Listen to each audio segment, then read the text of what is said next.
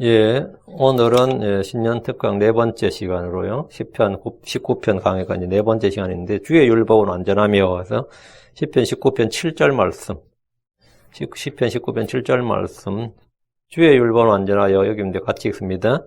주의 율법은 완전하여 혼을 회심시키고 주의 증언은 확실하여 단순한 자를 지혜롭게 하며, 단순한 자를 지혜롭게 만드는도다. 이 말입니다. 예. 단순한 자를 지혜롭게 만드는도다. 주의 율법은 완전하여 혼을 회심시키며 주의 증언은 확실하여 단순한 자를 지혜롭게 만드는도다. 이렇게. 예, 오늘 10편 19편 강해 네 번째 시간인데 1절부터 6절이 자연을 통해서 하나님께서 자신의 영광을 선포하고 자신의 작품을 보여주신 자연 계시라면 7절부터 9절은 성경이란 주의 말씀을 통한 특별 계시입니다. 하늘들이 하나님의 영광을 선포하고 궁창이 주의 손으로 행하신 일들을 보여주고 낮이 말하고 밤이 지시를 가르치지만 사람들은 그것들을 통해서 주 하나님께 영광을 돌리거나 감사하지 않습니다. 성경 분명히 로마서 1장 20절에 그분의 보이지 아니하는 것들 곧 그분의 영원하신 권능과 신격은 세상의 창조 이후로 분명히 보이며 만들어진 것들을 통해 깨달아 알 수 있나니 그러므로 그들이 변명할 수 없느니라고 합니다. 자연계시를 통해서 하나님을 믿고 섬기고 경배한 민족은 사실 없습니다. 조물주나 하느님, 천신 등 다양한 이름으로 하나님의 존재를 어렴풋이 알지만 그분을 영원롭게 하거나 감사하지 않습니다. 로마서 1장 21절에 그들이 하나님을 알되 자연계시를 통해서 하나님의 존재를 알아요. 하느님, 천신, 조물주 이런 말 쓰잖아요. 그들이 하나님을 알되 그분을 하나님으로 영화롭게 하지도 아니하고 감사하지도 아니하며 오히려 자기들의 상상 속에서 허망해지고 또 그들의 어리석은 마음이 어두워졌나니 이 말씀대로 사람들은 자연계시를 통해서 창조주 하나님보다 오히려 창조물을 더 섬겼습니다. 그들은 스스로 지혜롭다고 선하나 어리석은 자가 되었습니다. 사람들은 썩지 아니할 하나님의 영광을 썩을 사람이나 새나 네 발 달린 짐승이나 기어다니는 것들과 같은 형상으로 바꾸었습니다.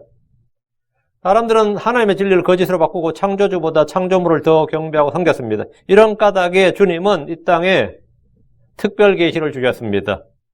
근데 이 특별 계시가 주어지기 전까지만 해도 사람들에게 자연 계시로 어느 정도 됐는데 이제 더 이상 이제 자연 계시로는 이제 잘 안 된단 말이죠. 그래서 주님께서 이 땅에 특별 계시를 주셨어요.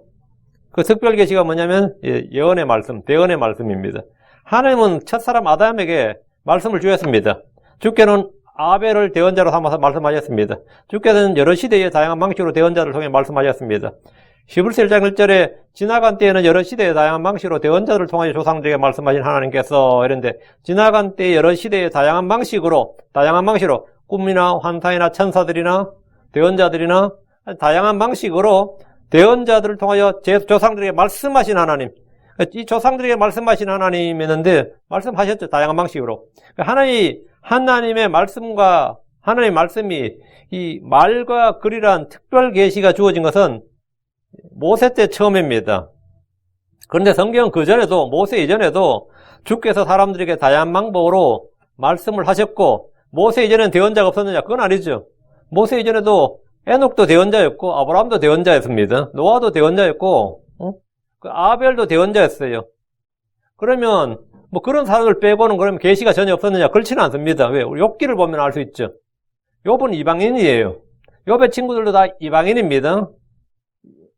아브라함의 후손이 아니라고. 근데 욥기를 보면 욥기 7장 14절에 주께서 꿈들로 나를 놀라게 하시며 환상들을 통해 나를 두렵게 하시나이다.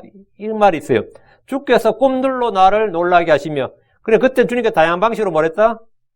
말씀하셨다 이거죠.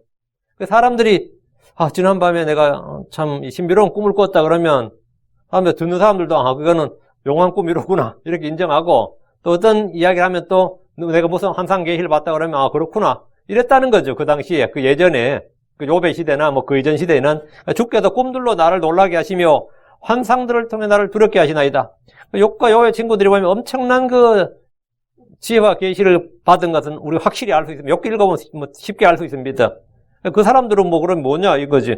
그 사람은 모세 이전이에요. 분명히 세대별로는 아브라함보다는 후대입니다. 욥은 아브라함보다 나이가 많은 건 아니에요. 욥은 아브라함보다 후대인데 그 야곱 때 그 전후께 욥기가 그러니까 주께서 꿈들로 나를 놀라게 하시며 환상들을 통해 나를 두렵게 하시나이다. 그 야곱도 꿈들로 주님이 꿈으로 계시를 받았단 말이죠. 야곱만 꿈들로 계시를 받은 건 아니에요. 성경에는 이제 야곱이 기록된 거고 야곱은 요셉이 이제 기록된 거고 욥의 친구들도 받았다 이거예요. 욥과 그의 친구들은 꿈들이나 환상들을 통해서 주를 알았습니다. 잘 알았어요. 그것도 그냥 안 정도가 아니라 뭐 잘 알았어요. 주께서 이 말씀을 하셨습니다. 민수기 12장 6절에 그분께서 이르시되 이제 내 말들을 들으라. 너희 가운데 대언자가 있으면 나 주가 환상으로 나를 그에게 알리기도 하고 꿈으로 그와 말하기도 하느니라. 너희 가운데 대언자가 있으면 주님께서 환상으로 알리기도 하고 꿈으로 말하기도 하고, 주께서는 아브라함이나 야곱이나 요셉이나 여러 족장들에게도 이런 방식으로 말씀을 하셨습니다. 에녹이나 노아는 주의 말씀을 받았지만 그 에녹이 직접 뭐 그걸 글로 남긴 거나 책으로 남기진 않았죠. 노아도 마찬가지로 주께 명령을 받은 건 있지만 그것을 뭐 기록으로 남기지 않았습니다. 주께서 처음으로 모세에게 자신의 말씀을 기록해 주었습니다. 출애굽기 24장 12절에 주께서 모세에게 이르시되 산에 올라와 내게로 와서 거기 있으라. 내가 기록한 돌판들과 율법과 명령들을 내게 주리니 이것은 내가 그들을 가르치게 하려 함이니라 하시매, 주님께서 내가 기록한 돌판들과 율법과 명령들을 내세요. 누가 기록했다고요? 내가 기록했다고요. 주님께서 친히 기록한 돌판들과 율법과 명령들을 모세에게 줬다는 거예요. 십계명은 주께서 친히 손으로 기록한 율법이면 명령입니다. 주께서는 친히 하신 말씀을 모세에게 기록하라고 명령하셨습니다. 출애굽기 34장 27절 주께서 모세에게 이르시되 너는 이 말들을 기록하라. 그러니까 주님은 아브라함한테나 야곱한테 이 말 안 했어요. 요셉한테도 이 말씀 안 하셨고 노아한테도 에녹한테도 이 말씀 안 하셨습니다. 주께서 모세에게 이르시되 너는 이 말들을 기록하라. 여기서 이제 성경 기록이 나오는 거예요. 이전까지는 주님께서 꿈이나 환상으로 말씀하시고 또는 자연계시를 통해서 사람들이 충분히 말씀하셨는데 그걸로 충분했어요. 내가 이 말들이 뜻하는 대로 너와 이스라엘과 언약을 맺었느니라 하시느니라. 모세 이후로 주님은 자신의 대언자들을 통해서 말씀을 주시고 책으로 기록하신 것이 구약 성경입니다. 주께서 주신 이 책을 성경은 이제 사양에 부르는데 언약의 책, 주께서 기록하신 주의 책, 모세의 책, 주의 책, 주의 율법의 책 이렇게 말합니다. 자, 본문을 보겠습니다. 자, 주의 책, 주의 율법의 책, 모세의 책, 주께서 기록하신 책, 또 언약의 책 이걸 가지고 이제 다윗의 시편에 이제 기록되기를 이제 7절부터 나오는 거예요. 주의 율법은 완전하여 혼을 회심시키고 주의 증언은 확실하여 단순한 자를 지혜롭게 만드나이다. 일반적으로 구약 성경을 말할 때 율법과 시편과 대언서들이라고 하는데 본문은 주의 말씀을 일컬어 6가지를 말합니다. 주의 율법, 주의 증언, 주의 법규, 주의 명령, 주의 두려움, 주의 판단들 이렇게 지금 6가지로 말하고 있습니다. 그 한 가지 말을 사실은 다 동일한 건데 한 가지를 이 다양하게 표현하는 걸 뭐라 그러냐면 내가 너를 사랑한다 이렇게 말할 수 있죠. 내가 내 아내를 사랑하고 자식을 사랑하고 부모를 사랑하고 하면 사랑하고 한 문장이 3번 나오죠. 이럴 때 이제 문장을 바꿔가지고 나는 아내를 사랑하고 자식들에게 애정을 쏟아부었고 부모를 존경하고 이러면 그 의미가 비슷하지만 이걸 가지고 이 동어 반복의 해피법이라고 그래요. 문학적 용어로는. 어차피 같은 말인데, 나는 하나님을 사랑하고 주의 말씀을 사랑합니다. 이게 말이 되죠? 하나님의 말씀을 사랑하고 주의 말씀을 두려워하나이다. 이게 사랑하고의 의미의 두려워하나이다. 이걸 뭐냐면 동어 반복의 해피라고 그래요. 성경은 이런 게 굉장히 많아요. 주의 율법, 되죠? 주의 율법이나 주의 명령이나 주의 증언이나 주의 법규나 주의 율례나 거의 같은 말인데 똑같은 말을 계속 반복해서 쓰기보다는 이것을 약간 이제 같은 의미의 유사한 단어로 바꿔서 쓰는 거. 이건 이제 문학적 기법, 표현 기법입니다. 성경은 이걸 성경이 굉장히 많아요. 다윗이 시를 쓰는데 주의 율법은 완전하여 뒤에 주의 율법은 완전하여 주의 법규들은 올바라서 계속 주의 율법을 하니까 그러면 6번이나 반복되잖아요. 6번을 반복을 안 하고 주의 율법은 완전하여 주의 증언은 확실하여 주의 법규들은 올바라서 이렇게 6번 다르게 표현했다는 거지. 이게 동어 반복의 해피법이라고 하는데 이건 시편뿐만 아니라 성경 전체에 나오는 이 성경 기록법입니다. 주의 율법이란 말은 모세 율법만 말한 게 아니라 여기서는 주의 명령들, 주의 훈계들, 주의 교훈들, 주의 경고들, 주의 말씀을 다 포함하는 말을 이제 특징적으로 주의 율법, 주의 말씀을 법으로 받으라 이거예요. 그래서 이제 그 주의 율법이라고 그래요. 그게 단순한 모세 율법, 모세 오경만 말한 건 아닙니다. 성경 전체를 일컫는 말입니다. 오늘날 크리스천들이 이 율법 그럼 주의 율법 아니면 모세 율법, 율법이란 말이 그냥 법인데 율자가 앞에 들어간 거예요. 율법이나 법률이나 같은 말입니다. 강철이나 철강이나 같은 말이에요. 그 율법이나 법률이랑 같은 말인데, 이 운율을 위해서 그냥 우리가 주의 법 할 거를 주의 율법이라고 번역을 그렇게 두 글자를 만든 거예요. 응? 모세의 법 하면 되는데, 모세 율법 이렇게 한 거라고요. 성령의 율법 이러진 않잖아. 운율이 성령의 율법에 좀 뭔가 운율이 안 맞으니까 성령의 법 그러지, 생명의 성령 율법 이런 건지는 않는다고. 그리스도의 법이라고 그러지, 그리스도 율법 안 이러더라고. 믿음의 법이라고 그러지, 믿음의 율법 이러진 않는다고. 근데 그건 다 더로우예요. 그냥 법이라고. 그런데 이제 우리말로는 이제, 어떨 때는 율법이라고 했다, 어떨 때 법이라고 그랬다 하는데, 그거는 뭐냐면, 운율 문제지, 의미 문제는 아닙니다. 근데 어쨌든, 이 한국의 크리스천들에게, 아니면 미국 크리스천들 로우를 하면 율법이란 말이 굉장히 부정적으로 반응한 분들이 많습니다. 부정적으로. 율법은 멍해요, 속박이다. 율법은 짐이다. 율법은 정죄하고 저주한다. 율법은 아무도 구원하지 못한다. 율법으로 그렇게 될 육회는 없다. 율법은 아무도 완전하게 하지 못한다. 율법은 다가올 것들의 그림자다. 율법은 몽학선생이다. 혼육선생이다. 맞는 말이야, 맞는 말이에요. 다 아멘이지. 다 맞는 말, 다 성경에 기록된 말씀이에요. 응? 그래서 이런 말씀이 굉장히 이제 강력히 선포되면서 이제 은혜로 받는 구원, 믿음으로 받는 구원을 선포하다 보니까 율법을 이제 약간 이 대척점에 두게 되죠. 설교 자체에서. 아니면 우리가 성경 공부 자체에서. 근데 이건 율법의 한 가지 측면만 말한 것이고, 또 다른 측면, 앞뒤를, 율법의 앞뒤. 그러니까, 동전의 양면을 보듯이 다 봐야지. 율법의 한 가지면 분명히 이런 면이 있는 건 맞고, 율법의 또 다른 측면을 보면, 율법은 영적입니다. 율법은 영적이에요. 율법은 거룩합니다. 율법은 의롭고 선합니다. 율법은 우리를 그리스도께로 인도하는 훈육 선생입니다. 율법은 예수 그리스도는 율법의 성취자입니다. 사랑은 율법의 안성입니다. 율법은 사람이 그것을 적법했으면 좋은 겁니다. 선한 겁니다. 율법은 죄를 알게 해줍니다. 다윗은 성령의 감동을 받아서 말하기를 주의 율법은 완전하다. 율법은 완전한 겁니다. 주의 율법은 천사들을 통하여 제정된 것으로 사람들이 만든 법과는 차원이 다릅니다. 하나님 이스라엘에게 가나안 땅을 주시면서 그들이 지켜야 할 법을 주셨습니다. 이 법은 종교의식이 아닙니다. 이 법은 통치의 수단입니다. 그리고 생활의 규범이에요. 주의 법은 주께서 그 백성들을 자신의 뜻대로 통치하시는 통치 규범입니다. 우리가 누구의 법을 가졌느냐, 누구의 법을 따르느냐. 한국 사람들이 예를 들어서 조선시대 사람들은 법이 없었습니다. 법이 없으니까 태조, 태종, 세종도 마찬가지야. 이 사람을 재판하는데 법이 있어야 재판할 거 아니에요. 이 법을 어떻게 재판하냐면 대명률에 따르면 이렇게 재판했어요. 대명률이 뭐냐면 명나라 법률에 따르면 이 말이에요. 그 명나라를 또 상구로 모셔서 앞에 대자를 붙이는 거야. 대명률에 따르면 한국 사람이 명나라 법을 따라.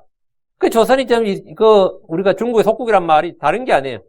그러다가 이제 결국 이제 성종 때 경국대전이라는 거 만들었는데 그 법이 어느 나라의 법으로 하느냐 이건 굉장히 중요한 겁니다.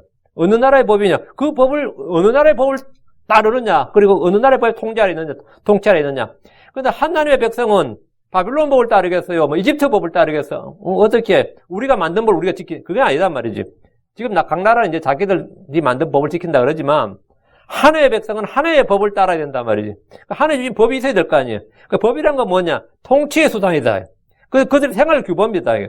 주의 법은 주께서 자신의 백성들을 자신의 뜻대로 통치하는 규율이고 규범입니다. 그리고 그 백성들은 그것이 뭐냐? 자신들의 뭐다? 정체성이에요. 내가 하나님의 법을 따른다 이 말은 뭐죠? 난 하나님의 백성이라는 정체성이라고. 내가 캘리포니아 법을 따른다 이 말은 뭐죠? 캘리포니아 주법이다. 난 캘리포니아 시민이라는 뜻이에요. 주민이라는 뜻이라고. 텍사스 사람들이 캘리포니아 주법을 따를 필요 없죠. 그러니까 예를 들어서 텍사스는 지금 낙태 금지법을 시행한단 말이죠. 그 텍사스에 많은 여자들이 이웃주로 막 하는 거예요. 이웃주로 가서 낙태를 한다고. 낙태해야 될 사람들은. 왜? 텍사스에서는 텍사스 법의 규범을 받으니까 다른 주로 가서 하고 돌아온 이런 식이다고. 왜? 그 땅에 있는 나는 그 법을 아니면 내가 범법자가 되고 내가 죄인이 된단 말이지. 그러니까 이스라엘 사람들도 안식을 안 지키고 싶으면 이스라엘을 떠나야 돼요. 응? 난 안식을 안 지키고 싶고 돼지고기 먹고 싶으면 일단 옆에 모압 땅이라도 가서 거기서 신나게 먹고 돌아와야 된다고 하려면. 자, 왜? 그 땅을 떠났다. 난 그 법에 그 땅에서 그 법을 지켜야 되고 그 법에 내가 주민이다 말. 그거 안 하고 싶으면 자기가 그걸 떠나야 돼요. 하나님 주신 땅에 살면 안 된다고. 그 땅에서는 그 법의 통치를 받아야 되고 자신이 주의 백성이다 그러면 주의 명령, 주의 법 아래 있단 말이죠. 구약의 다윗은 당연히 이제 율법 아래 있으니까 율법을 가지고, 모세 율법을 가지고 살았습니다. 그런데 그 법을 지금 완전하다잖아요. 주의 율법은 완전하여 이랬죠. 주의 율법은 완전하여. 모세 율법은 완전하여 이러지 않고 주의 율법은 완전하여. 주께서 모세에 주신 율법인데 주의 율법인 겁니다. 성경은 주의 법이 완전하고 주의 일이 완전하고 주의 길이 완전하다. 성경이 완전하다 할 때 주의 법이 완전하다. 주의 일이 완전하다. 그다음 주의 길이 완전하다 그럽니다. 하나님 완전하신 분입니다. 신명기 32장 4절에 그분은 반석이시오. 그분의 일은 완전하니 그분의 일은 완전하니 그분의 모든 길은 판단의 공인이라 그분은 진실하고 불법이 없으신 하나님 편이 의로우시고 올바르시도다. 그게 완전하다. 의롭고 올바르다. 하나님이 완전하다고 하는 말, 그분의 일은 완전하다. 이 말은 그분의 일은 완전하다 뜻이 뭐예요? 모자람이나 흠이 없다. 거긴 잘못이나 오류가 없다. 이게 완전한 거죠. 흠이 없고 모자람이 없고 오류나 잘못이 없고 뭐 삐뚤어진 것이 없고 해가 없는 그분의 일은 모자람이나 흠이 전혀 없습니다. 그분의 길 역시 모자람 흠이 없습니다. 사무엘하 20장 31절에 하나님으로 말하건대 그분의 길은 완전하고 주의 말씀은 정죄되었나니 그분은 자신을 신뢰하는 모든 자에게 방패가 되시는도다. 여러분 그분의 길은 완전하고 주의 길, 구원의 길, 뭐 의의 길, 생명의 길, 주의 길은 완전하다. 그러니까 주의 일이 완전하듯이 주의 길, 주의 법도 완전합니다. 여기서 주의할 것이 있습니다. 주의 법은 완전해요. 그러나 나는 뭐죠? 주의 법은 율법은 영적이야. 율법은 의롭고 거룩하고 선하다. 근데 나는 악해. 맞죠? 율법은 영적이야. 나는 육신적이라고. 그러니까 영적인 것하고 육신적인 것이 지금 같이 이게 하면 어떻게 돼요? 서로 부딪힌다고. 주의 율법이 영적이야. 나도 영적이다. 그럼 문제 안 돼요. 근데 주의 율법은 육신적이고 나도 육신적이야. 그것도 문제 안 돼. 그러니까 주의 율법은 영적이야. 주의 법은 영적이야. 주의 율법은 영적이다. 율법은 영적이다. 영적이로 돼. 나는 육신적에서 죄 아래 팔렸도다. 이건 문제가 돼요. 이게 이제 문제인 거지. 주의 율법은 완전해. 나는 불완전하다고. 그러니까 주의 율법은 완전하지만 주의 율법이 이 불완전한 아니면 죄인인 나를 아니면 죄 아래 팔린 육신적에서 죄 아래 팔린 나를 완전하게 하지는 못합니다. 그러니까 주의 율법은 완전한데 주의 율법이 죄인을 완전하게 하지는 못해요. 율법은 영적이고 거룩하고 의롭고 선하지만 사람은 연약하고 악하고 거짓됩니다. 그럼 그런 율법이 악하고 거짓되고 연약한 사람을 완전하게 하느냐 거룩하게 하느냐 그거는 못한다 이 말이에요. 우리 중 아무도 율법에 문제가 있다. 율법이 불완전하다고 하지는 않습니다. 율법에 문제가 있는 것이 아니라 율법 아래 있는 죄인들에게 문제가 있습니다. 율법은 아무도 완전하게 하지 못했고 양심에 관한 한 섬긴 자를 완전하게 하지 못하였으며 다가올 좋은 것들의 그림자는 가지고 있으나 그 일들의 형상 자체는 아니므로 그들이 해마다 계속 드린 그 희생물로 거기에 나온 자를 결코 완전하게 할 수 없느니라. 뭐 이런 말씀이 있습니다. 히브리서 10장 1절에 그런 말씀이 있어요. 그런데 시편에 주의 율법은 완전하다 이랬어요. 사람을 완전하게 하지는 못하는지 몰라도 주의 율법 자체는 완전하다. 시편 기자인 다윗이 주의 율법은 완전하며 이 말은 주의 율법 자체 그 자체의 신적 기원과 신적 속성을 말하는 겁니다. 율법은 그리스도께서 오실 때까지 사람들에게 죄를 알게 해주고 모든 것을 죄 아래 가두어 둠으로써 이것은 주께서 믿는 자들에게 예수로 믿음으로 말미암는 약속을 주려 하심입니다. 그러니까 율법은 그 역할을 하는 거예요. 사람들 모두 다 죄를 알게 해주고 죄를 깨닫게 해주고 죄 아래 가두어 주고 감히 주 앞에서 입을 열지 못하게 하는 그 일을 율법이 해요. 완전 무결하게 그 일을 합니다. 율법은 훈육 선생이 되어서 사람들을 그리스도께로 인도하고 구원의 지식을 줍니다. 그런 면에서 완전하다 이거예요. 우리 주께서 요한 5장 39절에 성경 기록들을 탐구하라 너희가 그것들 안에서 영원한 생명을 얻는 줄 생각하느냐 그것들은 곧 나에 대하여 증언하는 것들이니라. 그러니까 성경 기록들은 뭐라고요? 그것들은 나에 대하여 증언한 것들이니라. 이 말씀에서 성경 기록들은 뭐예요? 구약이에요. 예수님 이 말씀하실 때 신약은 있지도 않았어요. 복음서도 없었고 바울서신도 없었고 신약은 있지도 않았다고. 성경 기록들을 탐구하라 하고 명령할 때 그 말씀을 들은 사람들은 구약밖에 없었다고요. 당연히 구약이고 그것들은 곧 나에 대하여 증언한 것들이라. 성경 기록들은 이 구약 성경은 율법은 예수 그리스도로 인도하는 훈육 선생이라 이 말이에요. 그 구원의 지식을 주고 그것들 안에서 영원한 생명을 얻는 줄 생각하거니 맞다 이거예요. 주께서 말씀하신 이때는 신약 성경이 단 한 권도 주어지지 않았습니다. 주께서 말씀하신 성경 기록들은 구약 성경이고 그것들을 탐구하라고 하신 겁니다. 그것들은 탐구하면 안 돼요. 그게 아니라 그것들을 탐구하라고요. 그것들 안에서 영원한 생명을 얻고 그것들이 주 예수 그리스도를 증언한다 이겁니다. 모세 율법은 예수 그리스도를 증언합니다. 빌립 역시 성경 기록들로 예수님을 선포했습니다. 사도행전 8장 35절에 이에 빌립이 입을 열어 바로 그 성경 기록에서부터 시작하여 그에게 예수를 선포하니라. 그 성경 기록 이디오피아 내시가 읽고 있던 그 성경 기록 말이에요. 응? 그 성경 기록에서부터 이사야서에서부터 시작해서 그게 예수를 선포하니라. 이 빌립이 선포한 성경 기록은 당연히 구약 성경입니다. 사도 바울도 안식일마다 성경 기록들로 토론하고 그분을 증언했습니다. 사도행 17장 2절 바울이 자기 관례대로 그들에게 들어가 새 안식일에 성경 기록들을 인용하여 그들과 토론하며 성경 기록들을 인용했다. 바울 사도가 안식일에 성경 기록들을 인용한 성경은 당연히 구약 성경이에요. 사도행 18장 28절 이는 그가 성경 기록들을 가지고 예수님께서 그리스도이심을 보여주며 힘있게 유대인들을 확신시키되 공개적으로 그리하였기 때문이다. 사도 바울이 성경 기록들을 가지고 유대인들을 확신시켰다. 믿음을 줬다 이 말이에요. 예수가 그리스도이심을 믿게 하고 확신시켰다. 뭘로? 성경 기록들 가지고. 그때 사도 바울이 가진 성경 기록들은 당연히 구약 성경입니다. 바울이 토론했고 예수님이 그리스도이심을 보여주었던 그리고 유대인들을 확신시킬 때 사용한 성경은 구약 성경입니다. 베레아 사람들이 날마다 상고하던 성경 기록들 역시 구약 성경입니다. 주의 율법은 완전하다. 이렇게 주의 율법이 완전하다고 한 것은 율법이 이 모든 일을 다 하기 때문입니다. 이 율법이 이 모든 일을 하는 거예요. 모세 율법은 복음 전파의 핵심 도구였습니다. 사도 바울은 늘 모세 율법을 연구했고 그것을 가지고 증언했고 그것으로 토론했습니다. 사도행전 26장 22절에 그러므로 하나님의 도우심을 받아 난 이날까지 계속해서 작은 자와 큰 자에게 증언하며 오직 대언자들과 모세가 반드시 일어나리라고 말한 그것들만을 말하노니 뭐라고? 대언자들과 모세가 반드시 일어나리라고 말한 그것들만 말한다. 구약 성경에 있는 예언을 가지고 예수를 증언했다 이거죠. 이 구절을 주목하셔야 됩니다. 그래서 십자가를 자랑하고 십자가 외에는 아무것도 알지 않냐기로 작정한 바울 사도가 복음을 전할 때 대언자들과 모세가 반드시 일어나리라고 말한 것들만 말했다는 겁니다. 그는 구약 성경을 가지고 증언하고 복음을 전했다 이거예요. 가르치고. 율법은 뭘 한다? 그리스도를 증언한다. 율법은 영원한 생명을 준다 안 준다? 준다 이거예요. 그 안에 너희가 거기서 영원한 생명을 얻는 줄 생각하거니와 딱 그거 얻는다고요. 율법은 예수 그리스도를 증언한다 이거예요. 율법은 구원의 지식을 준다 이거지. 율법은 예수를 증언하고 죄인들을 그리스도로 인도합니다. 율법은 구원의 지식을 줍니다.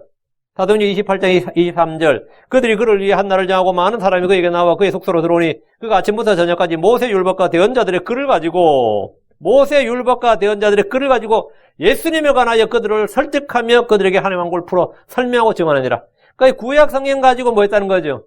예수님을 증언하고 하나님의 왕국을 풀어주고 설명했다는 겁니다. 디모데는 어릴 때부터 알았던 성경으로 구원받았습니다. 디모데후서 3장 15절에 또 어린아이 때부터 내가 거룩한 성경 기록을 알았나니 그것들은 능히 너를 지혜롭게 하여 그래서 예수님에 있는 믿음을 통해 구원에 이르게 하느니라. 내가 어린아이 때부터 알았던 거룩한 성경 기록들이 뭐예요? 이때는 당연히 구약입니다. 그것들은 능히 너를 지혜롭게 하며 구약 성경이 그 율법이 너를 능히 지혜롭게 한다고. 그리고 그래서 예수님 안에 있는 믿음을 통해 구원에 이르게 하느니라. 구원에 이르게 한다 이거예요. 디모데를 지혜롭게 하여 그래서 예수님 안에 있는 믿음을 통해 구원에 이르게 한 성경은 구약 성경이었습니다. 주의 율법은 사람들의 죄를 알게 해준 일부터 죄인들을 그리스도께로 인도하고 구원에 이르게 하는 일까지 모든 면에서 완전합니다. 그러니까 주의 율법은 완전하죠. 그러니까 주의 율법이 완전하다고 하는 것은 이것이 하나님의 영광으로 주신 것이기 때문입니다. 주의 율법이 완전하다는 것은 로마서 15장 4절을 통해 입증됩니다. 로마 15장 4절 무엇이든지 전에 기록된 것은 우리의 배움을 위하여 기록되었으니 무엇이든지 전에 기록된 것은 구약 성경이죠. 율법이라고요. 무엇이든지 전에 기록된 것은 우리의 배움을 위해 기록되었으니 이것은 우리가 성경 기록들이 주는 인내와 위로를 통해 소망을 가지게 하려 함이니라. 그러니까 구약 성도에게 주의 율법은 모세 율법을 말한 것이지만 신약 성도에게 주의 법은 생명의 법, 성례의 법, 그리스도의 법, 믿음의 법, 왕가의 법, 의의 법, 자유의 법 등을 다 포함합니다.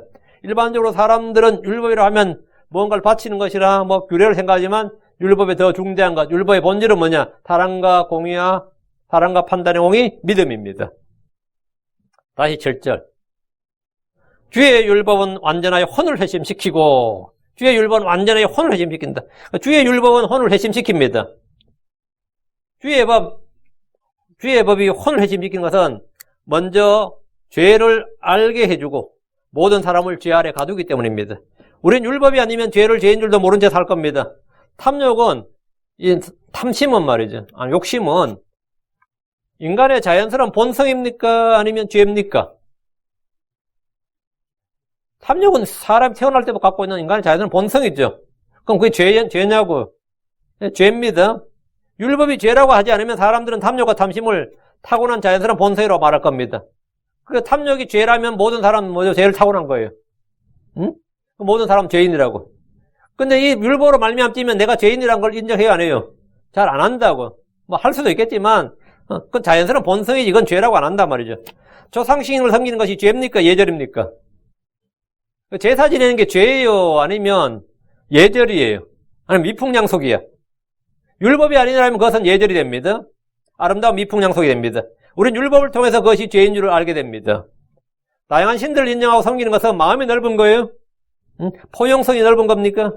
그건 다문화입니까? 다양한 문화예요? 율법이 아니라면 전혀 문제될 것이 없습니다. 그러나 율법에 따른 것은 우상숭배고 죄입니다. 음행과 동성애는 본성입니까? 죄입니까? 세상 것을 사랑이니 취향이라고 하지만 율법은 것을 죄라고 말합니다. 미국 연방대법원은 죄가 아니라고 판결했지만 죄가 아니다. 위헌이 아니다. 이렇게 판결했고 지금은 합헌이 되고 합법이 되었습니다. 미국에서는 합법이 됐고 유럽도 합법이 되었습니다. 오히려 동성애를 죄라고 하면 그게 불법이 됐죠. 성경에 따르면 그건 뭐죠? 율법을 죄라고 그럽니다. 그건 취향의 문제나 뭐 유전자의 문제나 뭐의 문제가 아니다. 그건 죄다 이거예요. 율법은 우리에게 죄를 알게 해줍니다. 죄를 규정해주고 죄를 알게 해줍니다. 사람의 외모를 중시하는 건 죄입니까? 어린애들도 심지어 개들도 말이죠. 미남과 추남을 알아봐요. 개들도. 그거는 그러니까 미의 기준이 뭐 현대적 그런 말 다 쓸데없는 소리. 본능적으로 알아봅니다. 애들도 아무도 모르는 애들도 신사와 아닌 사람 알아봐요. 인물 좋은 사람 아닌 사람 알아보고.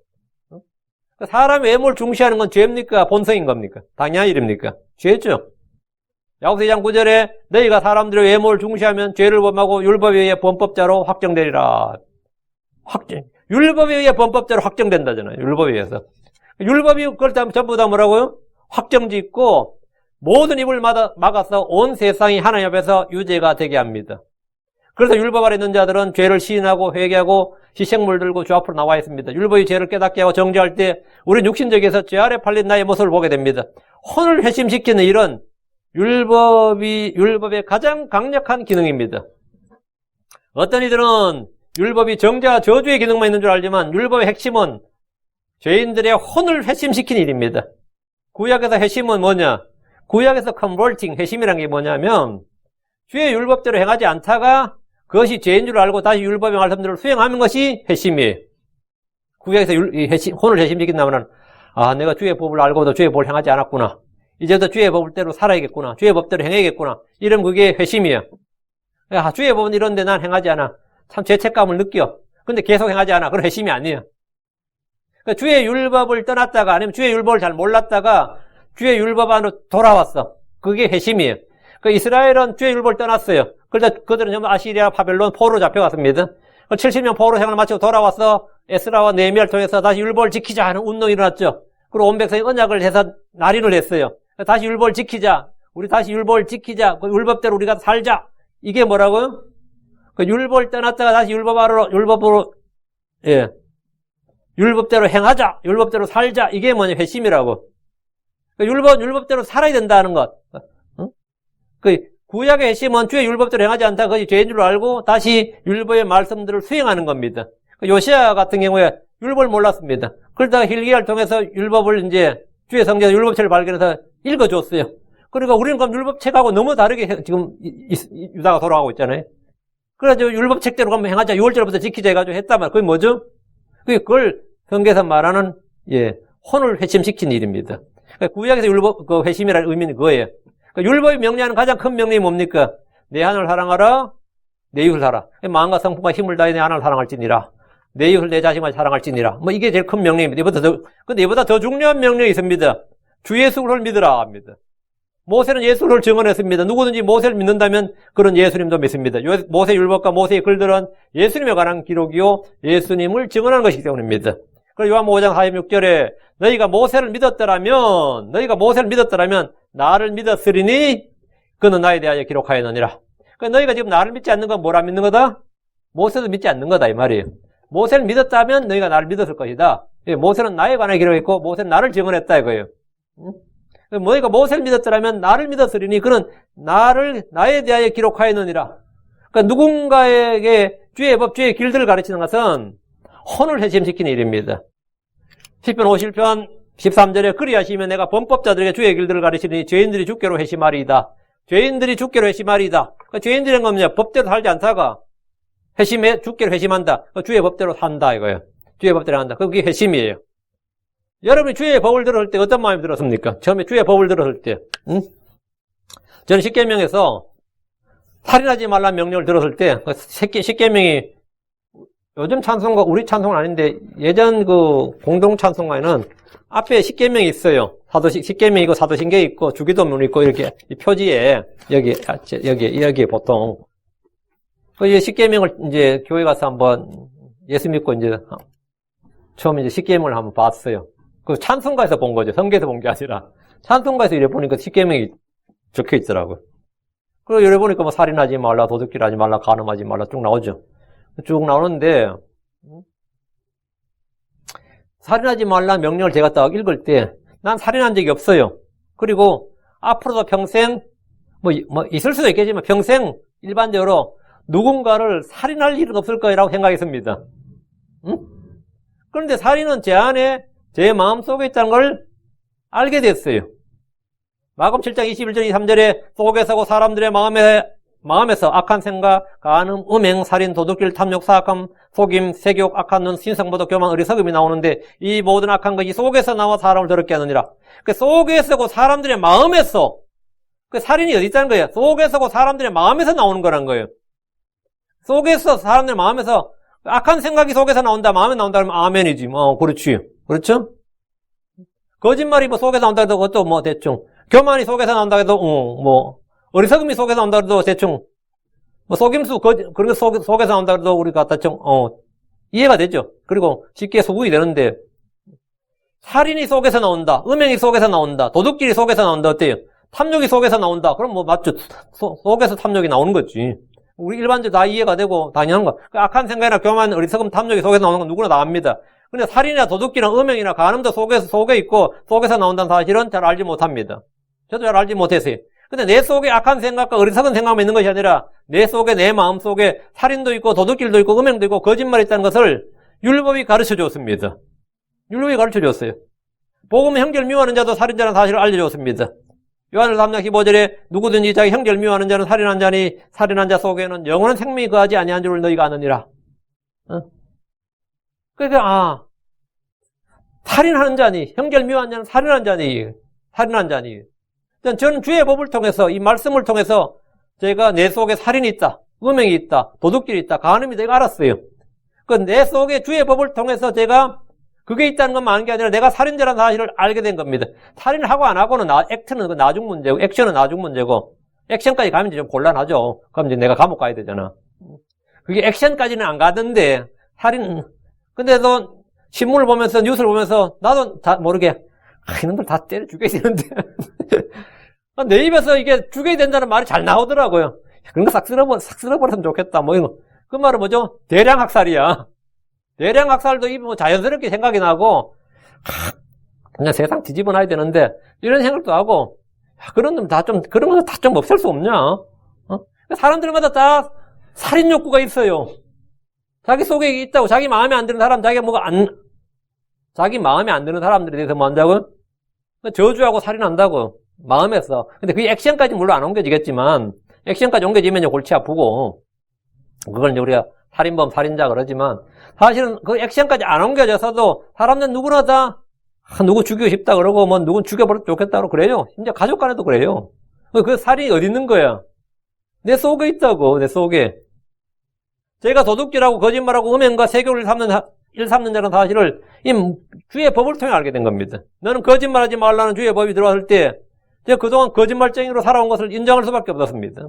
내 마음이 거짓되다. 알죠? 내가 해오던 거짓말보다 내가 해왔던 수많은 거짓말보다 나의 거짓된 자아, 나의 거짓된 마음, 나의 마음의 거짓을 알게 된 거예요. 내 마음에 거짓이 있다. 내 마음이 심히 부패하고 거짓되다. 근데 예레미야 17장 9절에 마음은 모든 것보다 거짓되고 극도로 사악하니 누가 그것을 알 수 있으리요. 그냥 내 아멘 했습니다. 마음은 모든 것보다 거짓되고 극도로 사악하니 누가 그것을 알 수 있으리요. 남들은 모르겠는데 저는 이 말씀에 그냥 아멘 했어요. 내 마음이 심히 부패하고 거짓되고 극도로 사악하다. 그럼 내 속에 거짓이 있다. 그런데 놀라운 것은 이거 인정하고 뭐 말면 거기서 끝이겠지만 이게 이 주의 율법의 기능이 주의 율법의 그 역할, 힘이 뭐냐면 이런 말씀을 듣고 내가 아멘 했을 때 이 놀라운 게 있었어요. 이 법이, 이 말씀이 나를 거짓말과 거짓된 생각부터 끊었고 해방해 줬습니다. 이게 핵심이에요. 이 말씀이. 그래서 내가 도둑질도 안 하게 되고 거짓말도 안 하게 된 거예요. 응? 이거 엄청난 거였어요. 도둑질하지 말라는 법이 들어갈 때 저는 사소한 도둑질도 끊어졌어요. 그 친구의 볼펜도 못 가졌어요. 응? 책상 위에 놓여 있는 것도 내가 마음대로 못 얻었다고. 주의 법이 나의 혼을 회심시켰던 겁니다. 성경을 공부하면서 주의 말씀을 훈계나 교훈이 아니라 이 말씀이 주의 법이다. 이 말씀이 주의 명령이라고 이제 인식하게 되면서 이게 주의 권고, 훈계나 참고, 이 말씀은 주의 훈계, 권고, 참고사항이 아닙니다. 이건 우리가 지켜야 할 법이고 명령이에요. 이 법을 주의 법이다. 주의 명령이다. 이 그리스도의 법이다. 성령의 법이다. 이 하나님의 법이다. 하나님의 명령이다. 이렇게 딱 인식하면서부터 그 말씀은 내 안에서 강력하게 힘을 발휘했습니다. 이것이 뭐냐? 주의 율법은 완전하여 혼을 회심시키느니라. 이게 사람을 바꿔놓는 거예요. 예전에 진짜 조그만 멀리에서도 거짓말했어요. 조그만 멀리에서도 또 선한 거짓말도 많고 체면치레한 거짓말도 많고 또 남을 배려하는 거짓말도 있고 별것 다 있죠. 또 나의 저걸 가리기 위한 것도 거짓말도 있고 그 정도는 해도 되는 거짓말도 있는 줄 알고 그렇게 이게 법이 들어오기 전까지 주의 법이 내 안에 들어오기 전까지. 근데 이것이 이제 주의 법, 주의 명령으로 인식하니까 주께서 하지 말라 했다. 하지 말라. 응? 그러니까 그 말씀, 그 아멘으로 받는 순간에 뭐냐? 말씀이 내 안에 효과적으로 강력하게 권능이 일하기 시작했다고요. 그 주의 율법은 뭐라고? 완전하여 혼을 뭐한다? 회심시키느니라. 혼을 회심시키느니라. 죄는 법을 어기는 겁니다. 요한 3장 4절에 누구든지 죄를 범하는 자 율법도 범하나니 죄는 율법을 범하는 것이니라. 죄는 율법을 범하는 겁니다. 근데 그 주의 법이 완전해서 그 주의 법을 주의 법으로 인식하고 받을 때부터 그 법이 뭐한다? 혼을 회심시킨다. 주의 법은 나의 죄를 알게 해주고 깨닫게 해주고 내 입을 막아서 내가 유죄라는 걸 알고 주님 앞에 겸손하게 그냥 통회하고 상한 영으로 내가 죄인이나이다. 나에게 긍휼을 베푸소서 밖에 못하게 만들어요. 그렇게 할 때 뭐가 임한다고? 주의 은혜가 임하는 거예요. 주의 은혜가 임하면 그 은혜가 뭡니까? 예. 죄가 넘치는 것에 은혜가 넘친다고. 죄의 힘보다 죄도 굉장히 권능이 있죠. 죄의 파워가 엄청난데 은혜의 힘은 죄의 권능보다 더 큽니다. 그 은혜가 죄의 힘보다 커요. 그래서 주의 율법을 완전하여 혼을 회심시키느니라. 이렇게. 주의 율법을 완전하여 혼을 회심시키느니라. 이 충분히 와닿죠? 예. 여러분 이 말씀에 아멘하면 주의 율법은 여러분의 멍에나 여러분에게 짐덩어리가 아니라 주의 율법은 여러분을 자유롭게 하고 보호하고 지켜주고 혼을 회심시키는 역할을 합니다. 예. 나를 상하게 하고 통회하게 하고 겸손하게 할 뿐만 하면서 그리스도께로 날 인도해서 은혜를 받게 해줘요. 주의 법의 기능이에요. 주의 법이. 그 주의 율법은 완전하여 혼을 회심시키느니라. 이 말씀을 이제 이렇게 받지 못하면 주의 법은 이제 버려야 할 것, 부수고 이런 이제 아주 악한 거 못된 것을 이런 식으로 이해를 해버리게 되는 거죠. 전혀 그렇지 않습니다. 주의 법은 영적이고 선한 것이고 옳고 의롭고 거룩한 겁니다. 다시 7절 주의 증언은 확실하여. 주의 증언은 확실하여. 주의 증언이란 주의 말씀, 주의 법, 주의 언약을 갖는 말입니다. 언약궤를 증언궤라고 그러죠. 그 말은 언약궤를 증언궤라고 해요. 그럼 언약은 뭐죠? 증언이다 이 말이죠. 율법을 새긴 돌판을 주께서 증언이라고 하셨습니다. 출애굽기 25장 16절에 너는 내가 내게 줄 증언을 그 궤 속에 넣을지니라. 그러니까 너는 내가 내게 줄 법을 돌판을 궤 속에 넣을지니라 이렇게 주님 말씀하시지 않고 너는 내가 내게 줄 증언을 그 궤 속에 넣을지니라. 그 돌판에서 해진 율법 십계명이 뭐라고요? 증언이다 이거예요. 주의 증언이다. 출애굽기 25장 21절에 너는 긍휼의 자리를 궤 위에 두고 내가 내게 줄 증언을 궤 속에 넣을지니라. 그러니까 율법 명령이 뭐라는 거죠? 증언이다 이 말이에요. 돌판 두 개를 증언판 두 개라고 하는데 증언은 주의 법, 주의 말씀, 주의 언약의 다른 말입니다. 모세가 산에서 주를 만난 후에 내려올 때 그의 손에 두 증언판이 있었습니다. 두 돌판이 있었다. 두 율법판이 있었다. 그렇지 않고 성경엔 두 증언판이 있었다 이래요. 증언판, 증언계, 증언이란 말이 율법에 사용된 예는 성경에 엄청나게 많이 나오기 때문에 더 이상 설명할 필요가 없습니다. 다윗은 주의 율법은 완전하여라고 했고 다음에는 두 번째 주의 증언은 확실하여라고 했는데 제가 아까 말했지만 주의 율법, 주의 증언은 같은 겁니다. 그런데 같은 건데 이거는 같은 말을 뭐라고요? 동어 반복을 회피한다. 예, 그 동어반복 회피법이에요. 요거는 꼭 여러분이 성경 읽을 때 꼭 이해하셔야 됩니다. 이 문장론에서 자주 나오는 건데, 이 문학이나 문장할 때 반드시 이 표현이 나와요. 동어반복을 회피하라. 우리가 글을 쓸 때 이 글을 고쳐주는 그 문장가들한테 가면, 이건 반복이 너무 많잖아. 이러면서 막 그어요. 뭐 같은 말이 이렇게 너무 많이 나온다. 이걸 다듬으라는 거죠. 동어 반복의 회피를 명하는데, 같은 말을 중복해서 쓸 때 같은 뜻의 다른 단어를 사용하라는 겁니다. 예를 들어서 아까 말씀드린 사람을 사랑하고 족을 사랑하고 인류를 사랑하고 이런 문장이 있으면 사람을 사랑하고 족을 사랑하고 인류를 사랑하고 뭐 이건 강조를 위해서는 3번을 차라리 같은 말 3번 쓰는 게 괜찮아요. 이건 강조법이죠. 그러면 뭐 점친 더 강조하기 위해서는 이렇게 반복하는 것이 이제 강조법인데, 이것을 피하기 위해서 사람을 사랑하고 조국의 애정을 가지며 인류애를 발휘하며, 이럴 때는 다 같은 말이야. 사람을 사랑하거나 조국의 애정을 가지면 애정이나 인류애를 발휘하면 애나 같은 말이에요. 같은 말인데 문장 확 달라지죠. 훨씬 읽기가 편하고 이 수용성이 훨씬 더 높아진다고, 이런 식으로 문장을 쓰라는 겁니다. 같은 단어의 반복을 피하는 글쓰기 방법이에요. 시에는 특히 이런 동의 반복 회피에 민감한 문학 장르입니다. 이 시라는 게. 시편은 당연히 이런 걸 많이 쓰죠. 같은 단어를 가서 쓰면 시가 좀 안 산단 말이죠.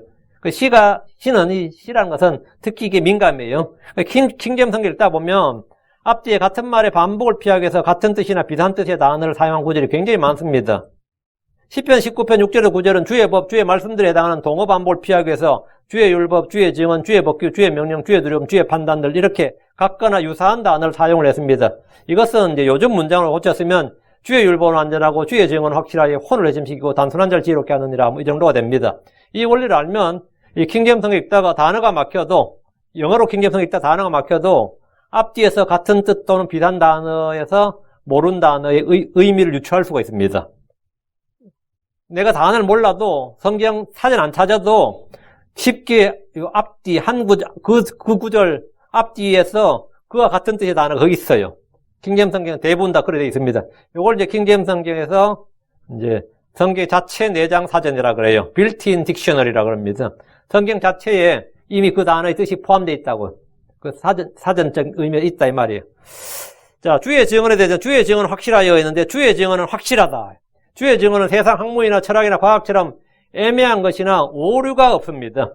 주의 증언은 처음부터 오르며 바뀌거나 떨어지는 일이 없습니다. 주의 증언은 확실하다는 것은 의심의 여지가 전혀 없다 이 말입니다. 시편 93편 5절에 오 주여 주의 증언들이 매우 확실하오니 거룩함이 주의 집에 영원히 합당하옵나이다. 주의 증언들이 매우 확실하나이다. 매우 확실하다 이게. 또 말하기를 시편 111편 7절에 그분의 손으로 행하신 일들은 진실과 판단의 공이요 그분의 모든 명령들은 확실하니라. 주의 율법은 완전하고 주의 증언은 확실하다는 것은 100% 순수하고 오류가 없고 신실하며 옳다는 겁니다. 이것은 뭐 세월이 바뀐다고 바뀔 일이 없다 이거죠. 세월이 아무리 흘러도 바뀔 일도 없고 변할 일도 없고, 예, 잘못이나 오류를 수정할 일도 없고, 처음부터 지금까지 앞으로 영원히, 예, 주의 말씀은 영원히 오라요. 주의 증언은 확실하다. 의심의 여지가 없다. 그리고 예, 믿을 수 있는 확실한 말씀입니다. 두 번째, 주의 증언들은 나의 기쁨이요 좋은 자다. 시편 119편 24절에 주의 증언들은 또한 나의 기쁨이요 나의 좋은 자니다. 주의 증언들이 나에게 기쁨을 주고 나의 좋은 자라는 겁니다. 성도들의 주의 증언들은 기쁨입니다. 예레미야 15장 16절에 내가 주의 말씀들을 발견하고 그것들을 먹으며 주의 말씀이 내게 기쁨과 마음의 즐거움이 되어 싸우니, 이 말씀대로 주의 말씀은 기쁨을 줍니다. 하나님의 말씀은 기쁨을 주는 말씀입니다. 세 번째, 주의 증언들은 의롭고 심히 신실하다. 시편 119편 138절 주께서 명령하신 주의 증언들은 의롭고 심히 신실하나이다. 주의 증언들은 의롭고 심히 신실하나이다. 주의 증언들은 뭐 심히 확실하다 그랬죠? 이번은 심히 신실하다. 주의 증언들이 의롭고 옳다는 말입니다. 신실하다는 것은 그 말씀들이 변하거나 없어지거나 땅에 떨어지거나 실체가 없는 말로서 그치는 것이 말뿐인 말이 아니라 반드시 그 말씀대로 이루어진다는 겁니다. 주의 입에서 나오는 모든 말씀은 반드시 그 말한 대로 주께서 말씀하신 대로 이루어집니다. 그래서 다른 증거 없이 그분의 말씀만으로도 충분합니다. 넷째, 주의 증언들은 참되다. 요한복음 8장 14절 예수님께서 그들에게 응답하여 이르시되 내가 내 자신에 대하여 증언할지라도 내 증언은 참되니라.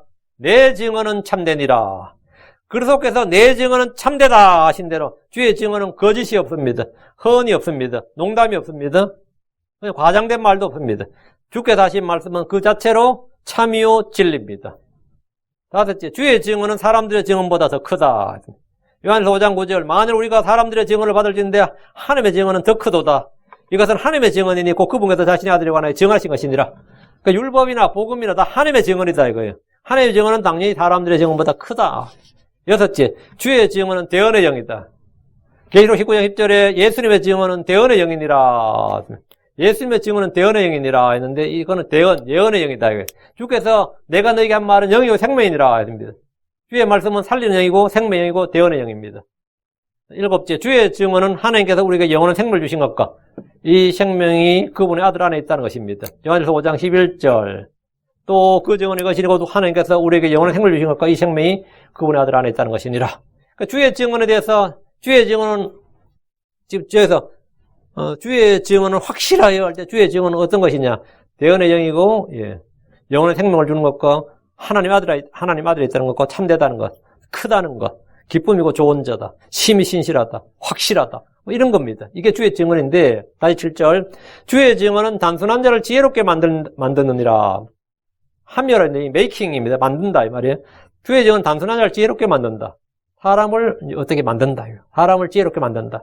그러니까 주의 증언의 기능, 역할, 특징 중에 하나는 첫째가 혼을 회심시키는 것이고 두 번째는 뭐다? 단순한 자를 지혜롭게 만든다. 사람을 바꿔놓는다. 사람을 사람답게 만든다. 그러니까 하나님의 은혜가 나를 나로 만든다 그러죠. 지금의 나를 만든다.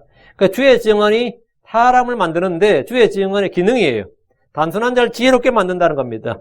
성경에서 단순한 자란 두 가지 의미가 있습니다. 하나는 어리석은 자란 뜻입니다. 하나는 어린아이처럼 순수하다, 간사함이 없다는 뜻입니다. 본문에서 어리석은 자란 뜻으로 사용되었는데 주의 증언이 단순한 자를 지혜롭게 만드는데 에덴에서 뱀의 유혹을 받은 에덴에서 뱀의 시험을 받은 여자는 선악을 알게 하는 나무가 사람을 지혜롭게 만들 것처럼 사람에게 지혜를 줄 것처럼 그렇게 생각하고 판단했습니다. 이 나무를 딱 보니까 이 나무 열매가 사람을 지혜롭게 할 것처럼 보였단 말이죠. 창세기 3장 6절에 여자가 보니 그 나무가 보기에 좋고 눈으로 보기 아름다우며 사람을 지혜롭게 할 만큼 탐스러운 나무이므로 그녀가 그 나무 열매를 따서 먹고 자기 함께하는 그 자기 남편에도 주며 그가 먹으니라. 지혜롭게 할 만큼 탐스러운 나무이므로 이랬어요. 하나님의 말씀이 주의 증언이 단순한 자를 지혜롭게 하는데 뱀은 하나님의 말씀을 어기는 것이 지혜롭게 되는 법이라는 거예요. 하나님의 말씀을 지키는 것이 지혜롭게 되는 법인데 하나님의 말씀을 어기는 것이 지혜롭게 되는 법이다. 자, 어느 걸 믿어야 되겠어요? 다른 어느 걸 따라야 되느냐.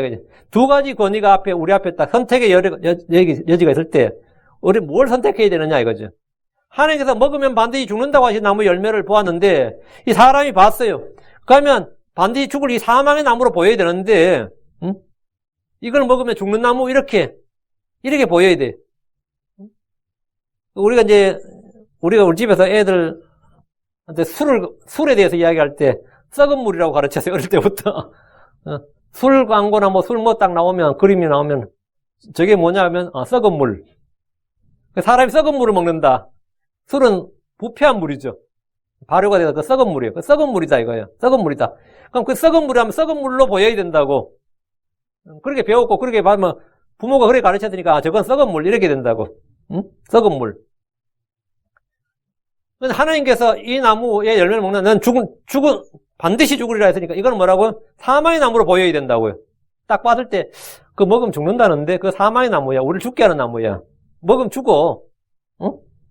이렇게 보여야 되는데, 그렇게 보이는 게 아니라, 먹기에 좋고, 보기 아름답고, 지혜롭게 할 것처럼 보였다는 거죠. 보였다. 탐스럽다. 그렇게 보였다. 아담과 이브는 주의 증언이 지혜를 준다는 사실.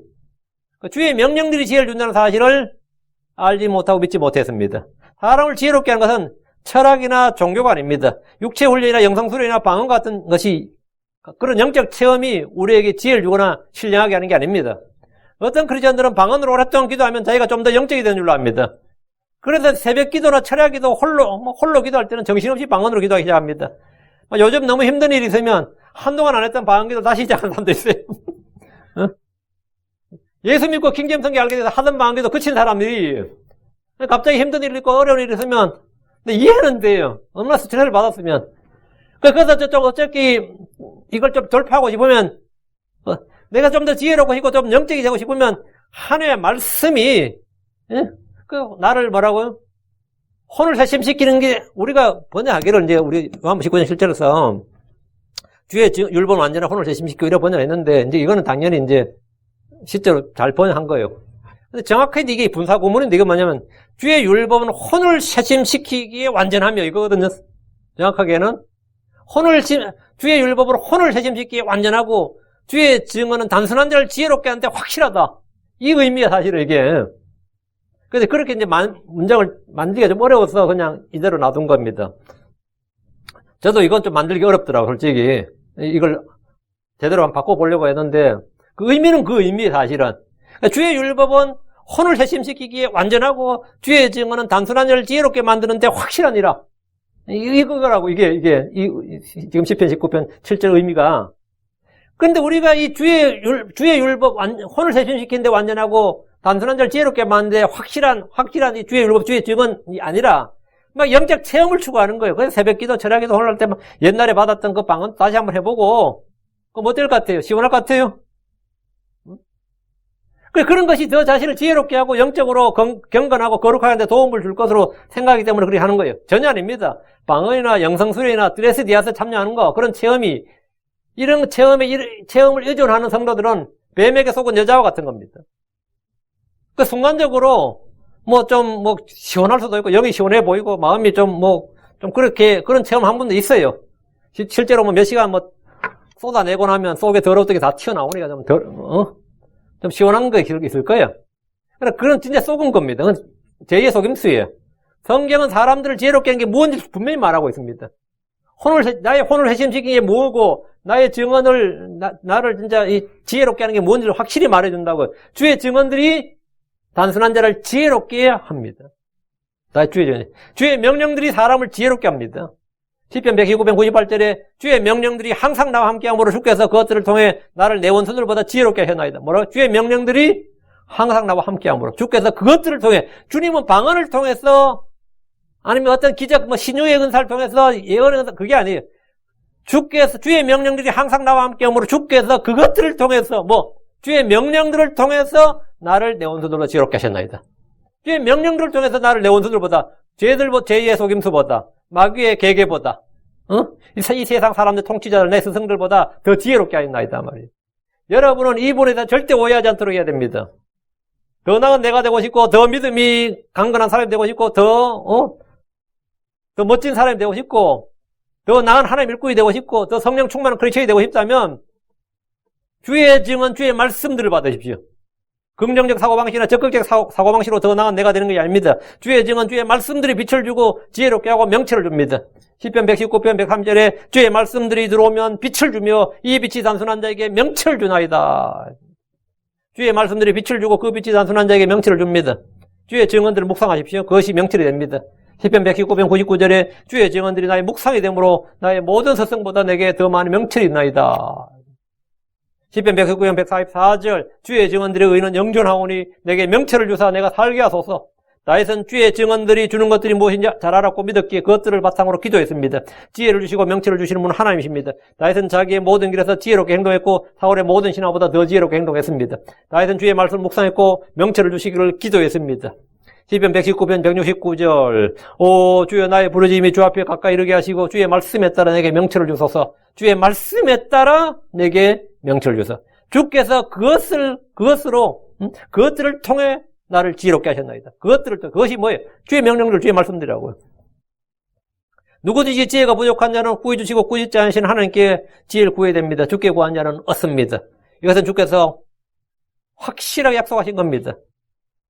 야고보서 1장 5절에 너희 중에 어떤 사람이 지혜가 부족하거든 모든 사람에게 너그러 주시고 꾸짖지 않으시는 하나님께 구하라. 그리하면 그것을 너에게 주시리라. 주의 증언, 주의 말씀이 단순한 자를 지혜롭게 한다는 것은 갑자기 엄청나게 학교 공부를 잘해서 시험 치는 것보다 만점 맞고 모든 시험에 다 합격하고 좋은 대학 가고 좋은 직장 가고 빨리 승진하고 돈을 잘 벌게 된다. 그런 말이 아닙니다. 성경이 우리를 단순한 자를 지혜롭게 한다는 게 뭡니까? 지혜롭게 한다는 뜻이 뭐예요? 지혜는 주를 두려워하고 악을 미워하게 해준다는 말입니다. 단순한 자를 지혜롭게 한다는 말은 주를 두려워할 줄 알게 하고 악을 미워하게 해준다예요. 하나님께서 사람을 지혜롭게 하면 그 사람은 주와 그분의 말씀에 두려움과 떨림을 갖게 됩니다. 전에는 그냥 성경이었는데 그때부터 주의 말씀이 살아있는 말씀이 되고 그 말씀에 두려움과 떨림을 갖게 돼. 그 사람이 이제 지혜롭게 된 사람이에요. 그리고 그 말씀을 듣기만 하고 행하지 않았는데 그 말씀을 듣고 행하고자 하는 강한 부담을 마음에 갖게 되고 행하고자 하는 소원을 갖고 의지를 갖게 돼. 주께서 사람을 지혜롭게 하면 그 사람이 죄인이든 단순한 자든 말씀을 듣고 행하는 자가 됩니다. 주께서 사람을 지혜롭게 하면 주의 말씀, 모든 말씀을 믿게 됩니다. 주의 증언해 주는 지혜는 주의 뜻이 무엇인지 이해하고 밖에 있는 자들 향해서 시간을 되찾습니다. 지혜로운 사람은 땅이 아닌 하늘의 회장을 두고 썩는 양식이 아니라 썩지 않는 양식을 위해서 일하며 육신이 아닌 성령에게 씨를 뿌립니다. 주의 증언이 단순한 자를 지혜롭게 한다는 것은 그 사람이 보는 것으로 걷지 않고 믿음으로 걷게 하는 겁니다. 그 사람이 지혜롭게 된다. 하나님이 그 사람 그렇게 만든다는 겁니다. 하나님께서 만드는 사람, 그 사람이 보는 것으로 더 이상 걷지 않고 믿음으로 걷게 한다. 그럼 그 사람 지혜로운 사람이에요. 주의 말씀으로 지혜와 명철을 얻은 사람은 기름과 등불을 가진 처녀들처럼 주의 오심을 기다리며 그분이 오실 때까지 그냥 기다린 게 아니라 깨어있으며 자신을 예비하는 사람입니다. 그 주의 재림을 삼하고 자신을 깨어있고 예비하는 사람, 그 하나님께서 그 사람 지혜롭게 한 사람이에요.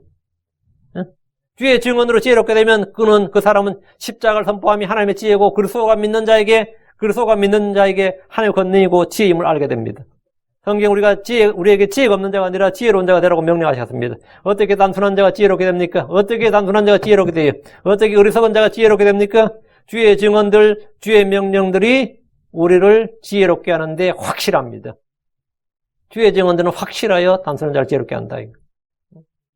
확실합니다. 성경 기록들은 능히 우리를 지혜롭게 합니다.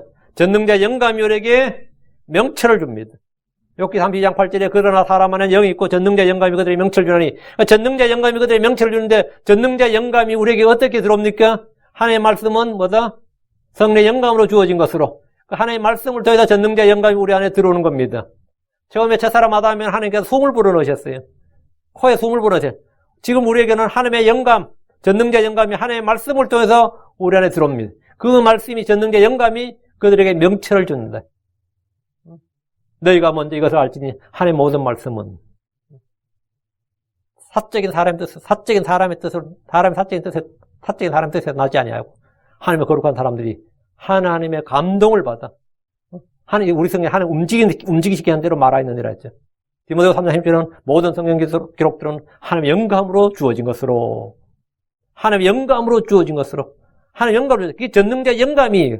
그러나 사람 안 영이 있고 전능자 영감이 그들의 명철을 주느니라. 다시 7절.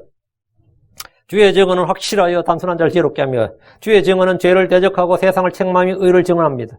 주의 증언은 우리가 두려워야 할 것이 무엇인지 두려워하지 말아야 할 것이 무엇인지 말해줍니다.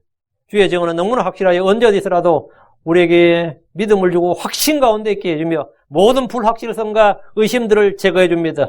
지금처럼 모든 것이 상대적인 세상, 불확실성이 증가하고 혼돈으로 불안정한 세상에서의 세상에서 혼의 닭과 같고 흔들리면 반성과 같은 확실한 주의 증언이 있다는 것은 얼마나 복된 일입니까?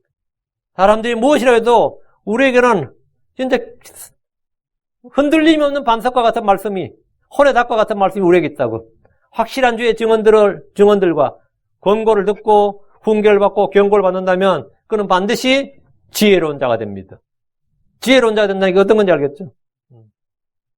우리는 시험을 이기는 데도 지혜로운 자가 되고 죄를 피하는 데도 지혜로운 자가 되고 마귀를 대적하는 데도 지혜로운 자가 되고 육신의 정과 욕심을 이기는 데도 지혜로운 자가 되고 이 세상에서 우리는 지혜로운 자가 됩니다. 지혜로운 자가 된다. 잠언 19장 10절에 권고를 들으며 훈계를 받으라. 그리하면 내 마지막 끝에 지혜롭게 되리라. 권고를 들으라. 권고를 듣고 훈계를 받으라. 그리하면 내가 내 마지막 끝에 지혜롭게 되리라. 반드시 지혜롭게 된다. 이 말. 결국은 지혜롭게 된다. 이거예요. 내 마지막 끝에 지혜롭게 되리라. 이 지혜는 세상 지혜나 육신의 지혜가 아니라 성령의 지혜요 위로부터는 하나님의 지혜입니다. 지혜롭게 된다. 오늘은 여기까지 7절 주의 율법은 완전하여 혼을 회심시키며 주의 율정은 확실하여 단순한 자를 지혜롭게 만드느니라. 여기까지 했습니다. 이제 설교할 때 성경 구절 약간 다른 것은 고쳐놓으시면 됩니다. 우리가 지금 시편 강의를 하는데 제대로 강의를 한번 해보도록 하기 위해서 지금 전부 다 기도하시고 또 말씀을 다 잘 받도록 기도하시기 바랍니다. 다음 시간에 8절, 일요일까지도 9절, 10절 그렇게 하겠습니다. 잠깐 기도하고 주의 율법은 완전하여 혼을 회심시키고 주의 지혜는 확실하여 단순한 자를 지혜롭게 만드느니라. 외우시기 바랍니다. 아주 짧습니다. 외우시기 바랍니다.